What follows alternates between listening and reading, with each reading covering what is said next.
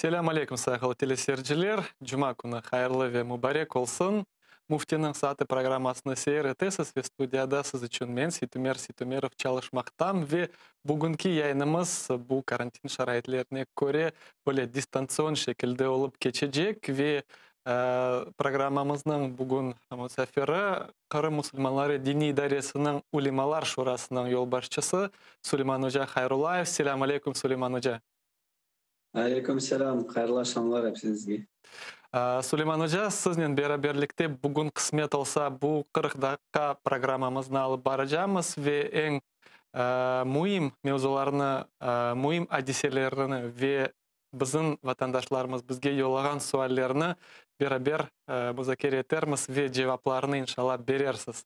Ve bugünkü seçkin mevzumuz Süleyman Hoca aslında böyle halkımızda aytalar günahsız insan yoktur derler ve böyle a priori insan olarak biz günahkarmız ve aslında günahkarlık kaydan çıkkanı ve bu belanı nasıl kurşebiliriz, nasıl günahlı olmamak için ne yapmalıyız bu mevzunu bugün sizinle müzakere etmeyi istedim. Ve birinci sualım Süleyman Hoca aslında günah böyle şeriat'a baksak nedir? Nasıl onu aytıp anlamak mümkün bu sözünü? Bismillahirrahmanirrahim. Elhamdülillahi Rabbil alemin. Salatu ve selamu ala eşrefil enbiya'i vel murselin. Nebina Muhammed ve ala alihi ve sahbihi ecma'in. Elbette bütün aytkan sözlerimizin Allah'ın adından başlayarak ve selat ve selamlar peygamberimizge olsun. Elbette yani bu söz günahkar insan yoktur. Bu sözde bir yani hak vardır. Çünkü Peygamberimiz Muhammed sallallahu aleyhi ve sellem bir hadiste böyle dedi. Kullu bani ademil hatta ve hayrul hattaine tevvabun.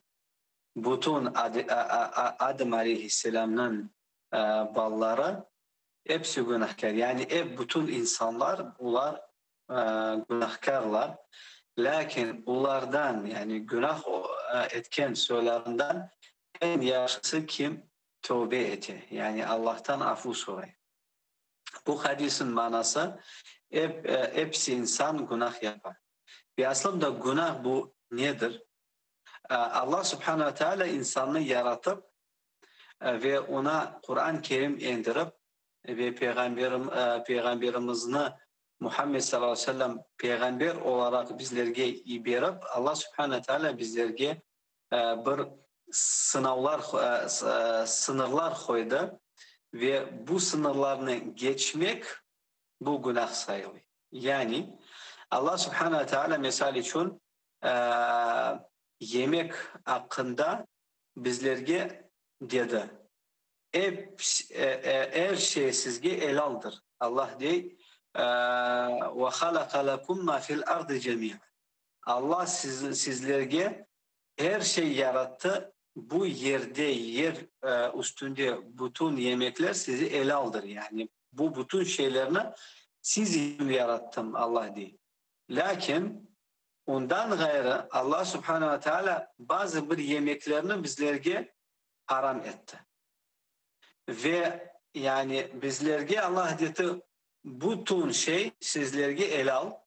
Lakin bu yemekler sizge haramdır. Yani Allah subhanahu teala bizge bir sınır koydu.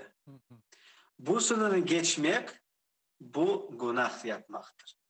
Yani Allah'ın yasak etken şeylerini yapmak bu günahtır.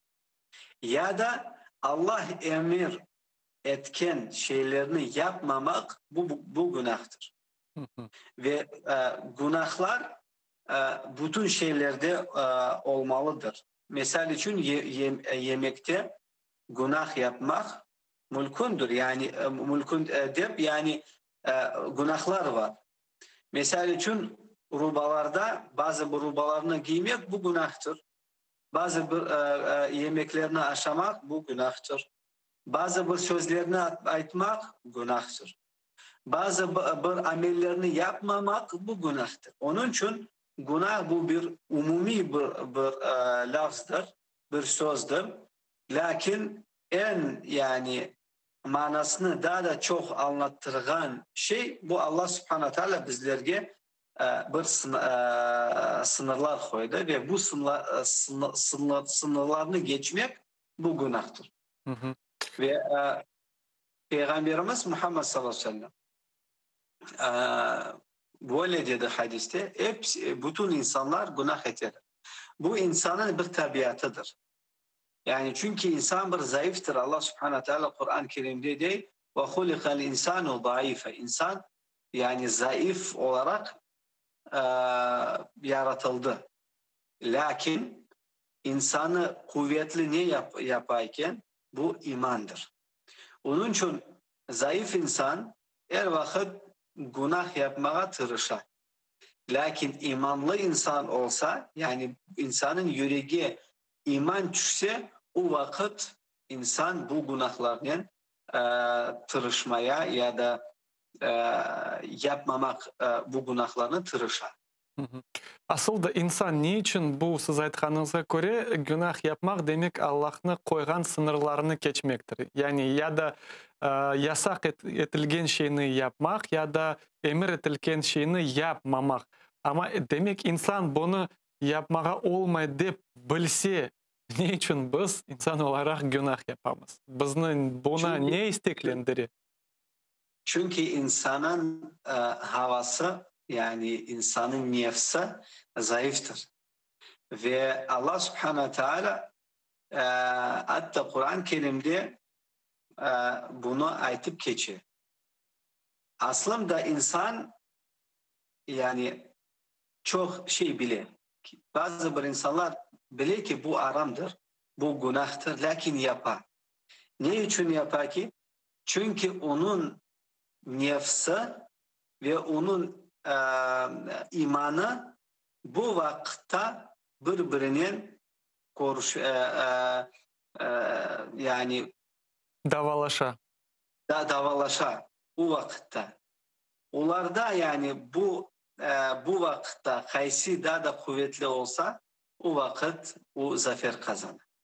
Yani insanın imanı, insanın akıllı o vakitte misal için insan bile ki şarap içmek bu aramdır. Lakin yani yüreği isteği içmeyi, yüreği insanın nefsi, insanı kimer vakit itiriyor ki bu şeyini yapmak. Lakin o vakitte insanın akıllı ve imanı yani bu vakitte zafer kazanmasa insan bu günahını yapar. Ve ne vakit insan günah yapar? İnsanın imanı düşse o vakitte ya da insanın imanı pek az olsa, insanın Allah'ın yani Allah'ın o günde yani takvası, Allah'tan korkması yani bir zayıf olsa, az olsa o vakit insan elbette bu günahını yapar. Lakin insan her vakit Allah'tan tövbe sorap, iman sorap, takva sorap, o vakitte insan yani bu vakitte insanın nefsi insanı itergen vakitte elbette toktatmaya imkaniyeti olur. Çünkü onun için Peygamberimiz dedi. Yani bütün insanlar günahkarlar. Lakin onlardan en yaxşısı kim tövbe etti. Yani insanın iki yolu var. Birinci yolu yani günah yapmamak evvelden yani da yapmagan evvelden ozunu tutmak yani yapmamak için. Mesela için insan bile ki şarap içmek, çocuğa etini aşamak aramdır mesela için. Ve insan ozunu tuta yapmay bunu. Bile ki bu aramdır, bu günahtır. Ozunu tuta. Ozunu bu vakitte tutsa bu insan yani imanı ve takvası, Allah'tan korkması yani daha da çoklaşa insanın yürekte. Üstünlük ala bu davada. Süleyman Hoca, aslında bazılardan böyle sözler işte bilemiz. Aytalar men Müslümanım, iman etem, her şey güzel laf ayta. Ama dey, onu yaşayışına baksan, Müslüman yaşagan gibi oşamay. Ve öyle insanlardan işte bilemiz en mühimi işte yürekten inanmak. Men yüreğim temiz, yürekten iman etem, işanam deyler. Ama hareketleri asilet başka şeylerini gösteriyor. Aslında böyle aytkanları yürekten işanam, yürekte olmak gerek degeni yeterli mi bu meselede ya da yok? Allah'a bakım da yeterli çünkü Allah biliyor ki insanın yürekte ne var ne yok. Lakin bizlerge insanlara bu yeterli değildir. Ne için? Çünkü insan o zakında dese ki ben Müslümanım ve elhamdülillah ben Müslümanım dese ki lakin o vakitte Müslüman işlerini yapmasa o vakitte insan özünü aldatar ve başka insanlarını da aldatar. Yani de sen görmüşsün benim yürekte olan imanımla lakin ben Müslümanım en mühim yani yürekte iman taşımak. Lakin bilmek gerek ki yürekte iman olsa, hakiki iman olsa bu hakiki imanının neticesi insanın hareketlerde, işlerde görünecek.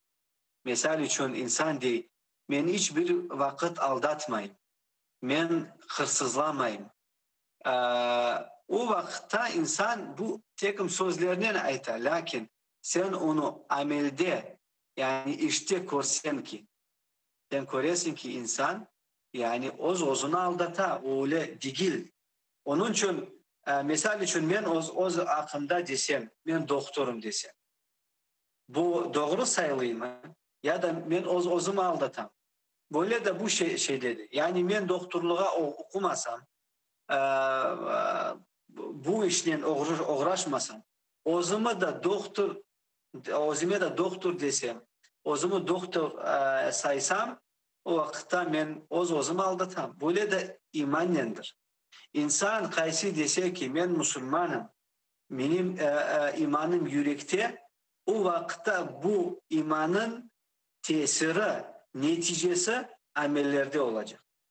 Yani insan özün yaşayışına bakacak. Namazlarını kılar mı ya da yok? Orazayı tutar mı ya da yok? Cuma namazlarını kılar mı ya da yok? Zekatını verir mi ya da yok? Acılığa var ya da yok? İnsan o vakitte özünü bilecek. Yani o özünü aldata ya da yok. Allah Subhanahu ve Teala Kur'an-ı Kerim'de de Ya eyyühellezine amenu la tehunullaha ve rasuluhu ve tehunu anfusakum. Ey iman etkenler! Yani Allah'ını ve Peygamberimizini bırakmanız yani hıyanet etmeniz onlara. Çünkü siz özünüzge hıyanet getirirsiniz. Yani özünüzge zarar getirirsiniz. Yani sen desen ki ey Allah'ım ben sana inandım. Sen benim Rabbimsin desen ki o vakitte amellerinin, işlerinin Allah'a bu şeyini göstereceksin. Lakin bizlerge insanlara biz misal için insanın görüyoruz ki onun amellerine göre biz aytamız. Bu Müslüman ya da yok. Amelleri doğru olsa, güzel olsa o vakit deriz ki doğru bu Müslümandır. Lakin insan dese ki ben Müslümanım. Lakin şarap içse, çocuğa aşağısa, namazlarını kılmasa o vakitte yani sen nasıl bu insanlara Müslüman dersin? Çünkü bu insan özünü aldatır. Ya, lakin bilmek gerek. Bu iman sen Allah'ın bağlıdın. Yani sen aytsan ki ey Allah'ım ben sana iman ettim o vakitte Allah'a göstereceksin. Sen iman ettin ya da yok. Çünkü kıyamet gününde bakın biz bu dünyada kabul ederiz. Deriz misal için bu insan özüne Müslüman deyip saya ve o hakkında demeye Müslümanım. Lakin kıyamet gününde Allah bu senin sözlerini kabul eder mi ya da yok? Yani insan özünü böyle sual verecek. Ve bakar ki cevap taplar mı ya da yok. Onun için insan bu dünyada dese ki iman yürekte, bu hatadır. Süleyman Hoca, İman, aslında bilemiz ki şeytan euzubillah öz veseliginin bizni doğru yoldan saplattırmağa vakit iste ve hatta Rabbimizge vade etken adamni oğlunu men seni yolundan uzaklaştırmağa tırışacağım degen ve bazı vakitleri duyamız nefsimiz mi ya da ne bizim uti yap böyle ya da böyle yapma, onu yapma, böyle yap. Böyle şeylerini duyganda nasıl tavsiyeler verir ediniz özümüzni günahtan uzak tutmak için ne yapmalıyız? Birinciden Allah Subhanahu Teala Kur'an-ı Kerim'de ayet ki şeytandan vesves duysanız o vakitte ayetiniz Eûzu billahi mineşşeytanirracim. O vakitte Allah'tan, şeytandan yardım soranız. Onun için insan vesveslerini duysak, şeytanın vesveslerini duysak, o vakitte aytacak ki Eûzu billahi mineşşeytanirracim. Hatta Peygamberimiz namazda insan kemer vakit bazı bir insanlar namazını okuyanda çok vesvesleri geliyor ona. Yani namazda bir rahat, sakin olup namazını kılıp olamayın. Çok vesvesler geliyor. O vakitte Peygamberimiz dedi insana kerek etmek Eûzu billahi mineşşeytanirracim ve sol tarafa 3 kere tükürmek. O vakitte şeytan insanı bırakıp gidiyor. O vakitte de insan bir vesves duysa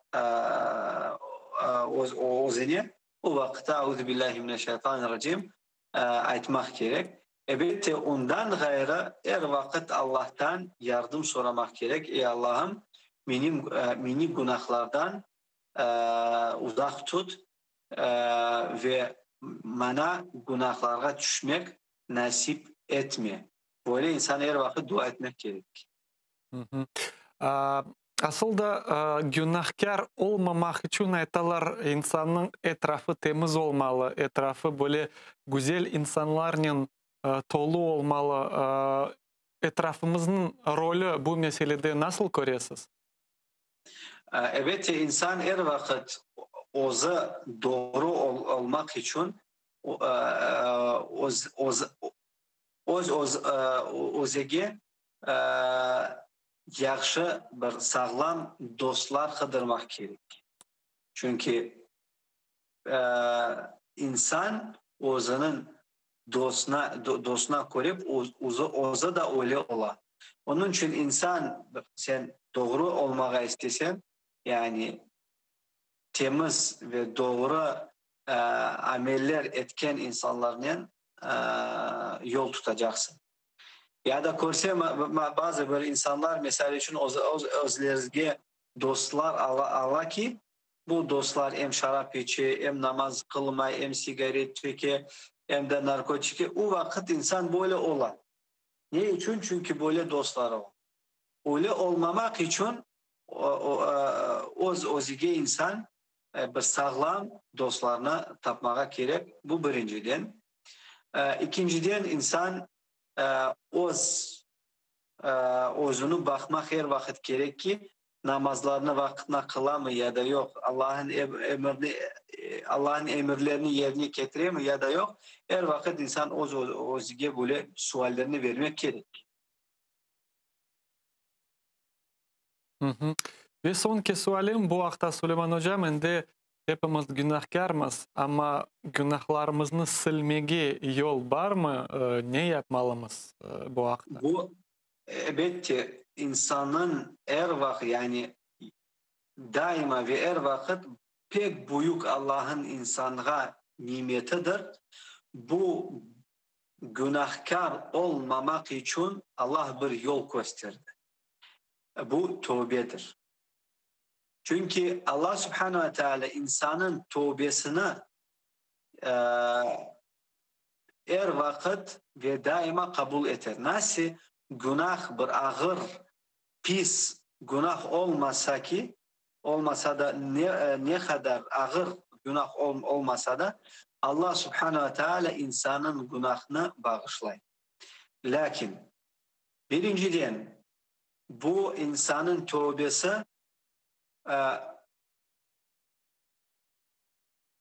o insan ölmemek vaktince yani çünkü Peygamberimiz dedi Allah Subhanahu Teala tövbeni insanın kabul eti onun canı yani bu boğaza gelmesi yani vaktince yani canın boğazdan girdi mi yani insanın canı baştan çıkar. Yani insan yaşayan vakitte ne vakitte tövbe etmesi Allah Subhanahu Teala bu tövbeni kabul etti. Ve ikinci vakit bu güneş biz bilemiz ki şark taraftan çıkar. Lakin garp taraftan güneş bir vakit gelecek, bir gün gelecek, güneş garp taraftan çıkacak. O vakitte Allah Subhanahu Teala insanın tövbelerini kabul etti. Ondan sonra Allah Subhanahu Teala insanın günahlarını tövbe etmiyor. Yani kabul etmiyor. Lakin bu günahlar hepimiz bilmeye gerek. Tövbe etmek için Allah Subhanahu Teala senin tövbe kabul Allah senin günahını kabul etsen, yani Allah senin tövbeni kabul etmek için bilmeye gerek ki birinciden senin günahların insanların aklına bağlı olsa bu aklarını kaytarmak gerek. Mesela için bazı bir insandan bir şey hırsızladı ve son tövbe etti. Lakin bilmek gerek ki Allah insanın tövbesini kabul etmez. İnsan hırsızlanan şeylerini yerine kaytarmaya gerek. Kaytarsa son tövbe etse Allah Subhanahu Teala günahını kabul eder. Misal için insan yalanlar söyledi. Ya da misal için o şekilde söyledi. Bu büyük bir günahtır. Ve bu günahlar insanların aklarına bağlıdır. O vakitte tekrar ey Allah'ım ben sana tövbe eteyim deyip yetmez. Bu insanlardan helallik soramak ki. Helal etken son Allah da bu günahlarını yani kabul eder ve affı eder inşallah. Onun için yani günahlar insanların aklına bağlı günahlar Allah Subhanahu Teala onlarını kabul eder insan helallik algan vakitte. Ve insanların aklarının bağılmayan yani günahlar misal için insan şarap içti ya da namaz kılmadı ya da oruç tutmadı ya da zekat vermedi o günahlarını Allah Subhanahu Teala insan yani bütün yürekten tövbe etse Allah o vakitte bu günahlarını kabul eder inşallah. Allah Teala cümlemizni yapkan ve yapacak günahlarımızı bağışlasın ve biz de günahkarlık yoldan özlerimizni uzak tutmağa bizge yardımcı ve nasip etsin.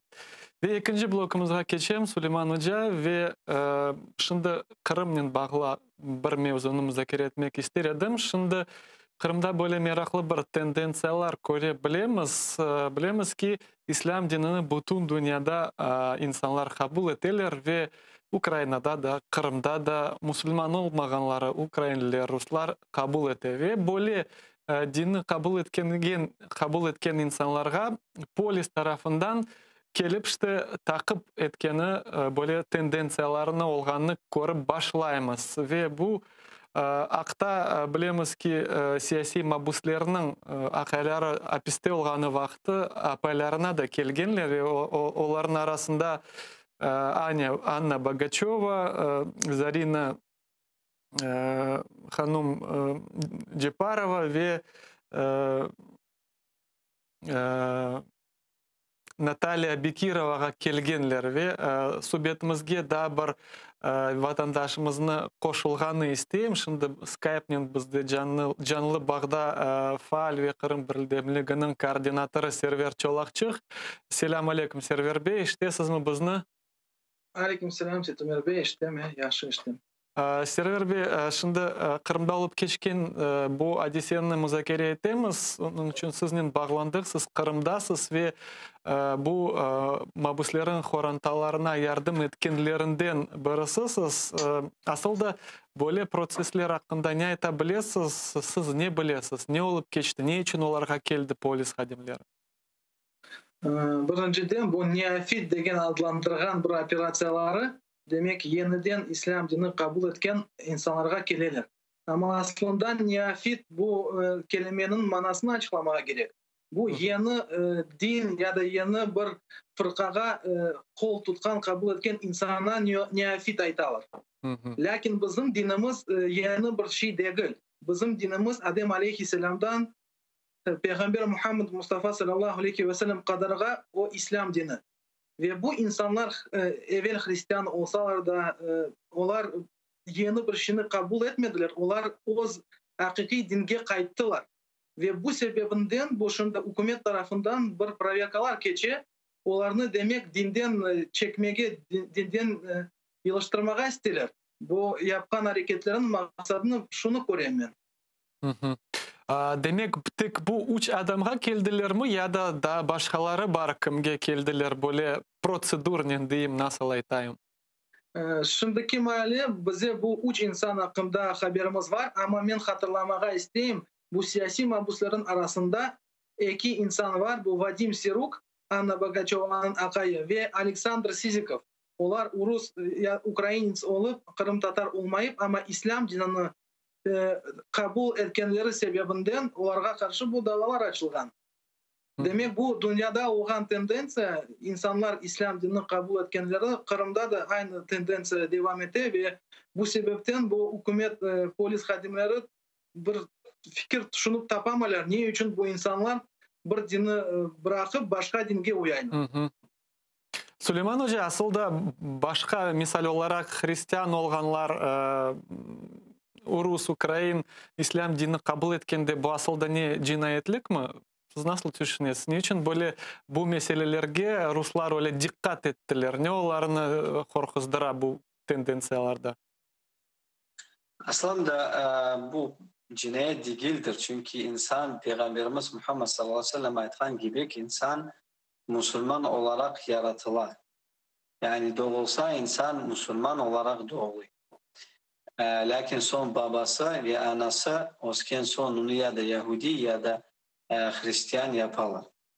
İnsan aslında İslam dini kabul etse onun bir aslılığına yani onun bir esasına kaytar.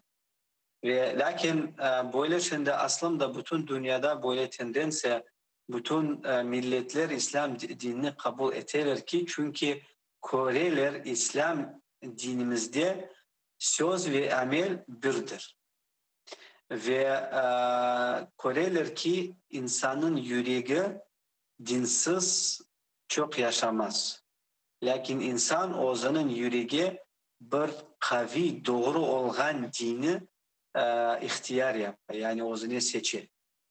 Ve elbette insan İslam dinini seçse ve kabul etse onların akrabaları ya da yani yaşayan ülkede yani ya da memlekette, devlette bir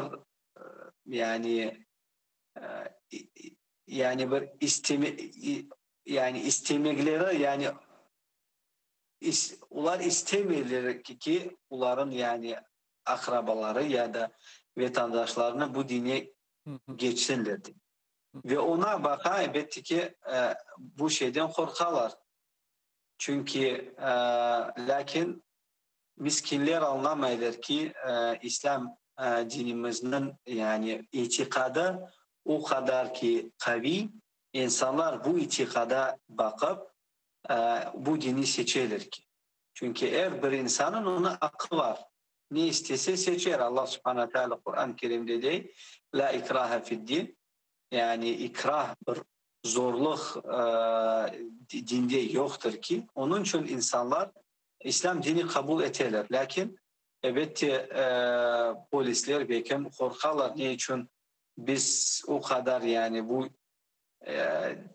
Müslüman yani vatandaşlarının ya da Müslüman insanların o kadar biz uğraşamaz.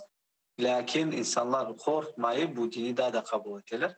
Lakin onların men aslında şüphem yoktur. Onların bir fikirleri bu hakkında var. Lakin bu fikirler inşallah yarın görürüz belki. Lakin şimdi bu yani bu insanlara bir imtihandır. Çünkü Allah Kur'an-ı Kerim'de değil hasiben nasu yekul amennâ ve hum la yeftenun.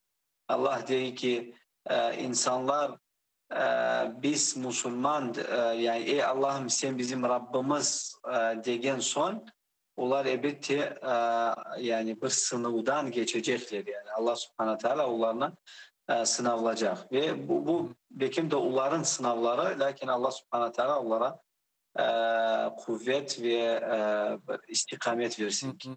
Server Bey, sizin düşüncenize göre bu kelgenlerinin sebebi nedir? Bu kadınlarını, bu İslam dinini kabul etkenlerini korkutmak isterler mi? Böyle psikologik baskı yapmak isterler mi? Sebebi nedir sizce? Menin fikrime göre bu polis kadimleri endi anlagan bu avratları korkutmaya çare yok çünkü akayları otura ve bu akayları onlara kol tutarlar, destek gösterirler yıllar boyunca ve bu insanları korkutmaya çare yok. Ama diğerlerine bu profilaktik bir mera olarak yapmak için kalkan partilerinde öyle bir hareketini koyam. Demek siz İslam dinini kabul etseniz size polis kadimleri gelecek size sizin başınıza türlü felaketler gelecek bir problemler olacak öyle göstermek isterler. Sanki İslam dinini kabul etken insan öz başına özüne bir yük yükley ve kıyınçılıklar gelecek. Ve aslında bilmem bizim akor çalayıcılarımız, advokatlarımız bu vakta ne derler buna karşı ne yapmaya plan ederler, nasıl planlar aslında? Şimdi böyle planlar yok ama ben bir fikrini aytmak isteyeyim. Bu Rusya hükümetinin esas kanununa göre 28. makalesine göre her bir insan istegen dinini kabul edip onu kutmaya hakkı var. Ya da hiçbir dinini kabul etmek, kutmemek. Elbette biz İslam dinini onların izninden kabul edip kutmayık ama onların kanunlarına bile baksak onların kanunlarını bunu yasak etmiyor. Ve bu hareketler, bu polis kadimlerin hareketleri o esas kanunlarına karşı çıkar. Demek onlar şimdi cinayetçi çıkıp hükümetinin esas kanunlarına karşı çıkarlar. Çok sağ olun Server Bey, bizden bağlanğanımız için Allah razı olsun ve daima yardımcı olsun sizin hareketlerinizde. Süleyman Hoca, sizden ise devam etimiz bu mevzunu. Böyle sualım peyda ola. Aslında halkımızda işte böyle insanlar kim Hristiyan ya da evvelsi Ruslar, Ukraynalar dini kabul ettiler. Böyle nasıl diyeyim tehlikeli bakalar. İşte tek Allah biliyor onun içinde ne var derler, imanı var mı ya da yok. Parolar öyleler son işte yastıkların tibinde haçılar tapalar. Öyle çok eşitken edim. Öz böyle yaşayışımda. Müslüman olarak böyle kabul etkenlerinin nasıl davranmalımız ve aslında öyle fikirler peyda olmalı mı başlarımızda ya da yok? Aslında birinciden bilmeye gerek ki Allah Subhanahu Teala bu İslam dinini bizlerge berdi tekim Müslüman halklara değildir. Yani tekim Kırım Tatarlara ya da Araplara ya da Türklere değildir. İslam dinimiz bütün insanlara, bütün dünyada yaşayan insanlara bu Allah Subhanahu Teala bu dini verdi. Onun için kim bu dini kabul etmezse ki bu Müslüman sayılır. Lakin belki de bazı bir insanlar bu dini kabul ete yani teriden alınıp itikadını alınıp yani doğru etip kabul ete bu vakitte bu kimer vakit yani hatta yaşlıktan olan Müslümandan da kimer vakit daha da yakşı olalar Müslümanlar. Bazı bir insanlar İslam dini kabul ederler lakin İslam dininde bir zayıf olalar. o vakitte kemer vakit yani İslam dini kaldırıp yeni Hristiyan dinisine geçiyor. Bunun sebebi bu var çünkü insan kemer vakit yani acele bu dini kabul etti ki bu sebepten kemer vakit olur. Lakin öyle olmayı söylemeye. Lakin belki de yani bizim ecdadlarımızda öyle de ya da yani kim olsa da Ukrayna olsa da Rus olsa da İslam dini yani kabul edip son bu dini kaldıra edilir. Peki öyle var edilir. Şimdi öyle de var. Lakin bu pek azdır. Azlığa yani bakıp bir olğan bir fikrini kurmak bu pek yani pek doğru değildir. Onun için kim olmasa da, Rus olsa da, Ukrayna olsa da İslam dinini kabul etse o Müslüman sayılır. Allah yazdırgan ibadetlerini kılsa, namazlarını kılsa, zekatını verse, Kur'an-ı Kerim'ini okusa bu Müslüman sayılır. Bazı bir ayıp olsa ayıp, kimer vakit bazı bir özünü Müslüman diye saygan insanlar bu şeylerini yapmayın. Ve bu pek ayıp şeydir. Onun için aslında İslam dininde bir millet yoktur. Yani hepsi bir millet olan. Yani kim olsa da Arap olsun, Türk olsun, Kırım Tatar olsun, Çiçen olsun, Rus olsun, Ukrayna olsun, kim olsa da İslam dini kabul etse bir millet olan. Yani Peygamberimizin milletten olan, Müslüman olan. Onun için öyle böyle yani bir esasi fikretini taşımak ya da kurmak onlardan Müslüman olmaz diye bu hatadır. Olmaydır. Ve sual ve cevap blokımızga, sonki blokımızga geçmek isterim. Yazıklar olsun ki sualimiz her vakit gibi çok ama vaktimiz az kala bu blokka. Böyle sual yollanıldı Süleyman Hoca. Sonki vakitleri çok adam hastalana ve hepimiz onlarını tedavilemek için hareket yapamız, tırışamız. Ama hepimiz bilemiz ki tedavileştirip mutlaka Allah'tandır. Bu hafta soracağım dinimizge hastalar için onların durumunu yengilleştirmek için nasıl dualar var? Hadislerde böyle dualar geçiyor mu? Böyle sual. Evet, Peygamberimizin sünnette çok dualar var. Ve Peygamberimiz Muhammed sallallahu aleyhi ve sellem bizlerine öğretti. En esas bu en sabah ve en akşam zikirleri de ve ondan birisi bu "Eûzu bi kelimatillahi tammati min şerri ma halak." Yani ben Allah'tan yardım sorarım ki büyük Allah'ın kelimelerinin Allah'ın yaratkan zararlardan ben Allah'tan yardım sorarım. Böyle bir duasının manası. Bu birinci duadır. Son Peygamberimiz Muhammed sallallahu aleyhi ve sellem Hulvallah, Felak ve Nas surelerini hem akşam okurdu. 3 kereden. Bu Peygamberimizin sünnetindir. Ve ondan gayrı dua Allah subhanahu teala'dan soramak gerek ki Allah subhanahu teala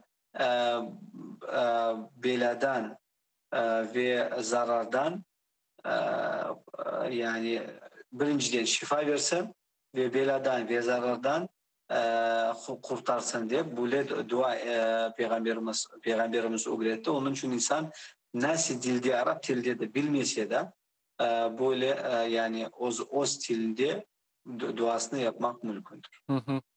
Yazıklar olsun ki vaktimiz sonuna geldi Süleyman Hoca. 40 dakika arıp gitti, duyup da kalmadık. Çok sağ olun. Böyle distansiyon şekilde olsa da ama bu programını geçirgenimiz için Allah sizden razı olsun. Saygılı teleseyirciler, hatırlatam stüdyamızda misafirimiz Kırım Müslümanları Dini İdaresi'nin Ulimalar Şurası'nın yol başçısı Süleyman Hoca Hayrullayev. Bugünkü programımızı geçirdik. Kene de hepinizni mübarek cuma gününden hayırlayım ve Bütün yapkan dualarımızны, namazlarımızны bizning Rabbimiz kabul ve makbul eylesin ve gelecek hafta 16:15 daha keçkende Kiev vaqti ile ve 17:15 daha keçkeni Kırım vaqti ile Muftini programmasına sizni davet etem. Eliklarda görüşeyik.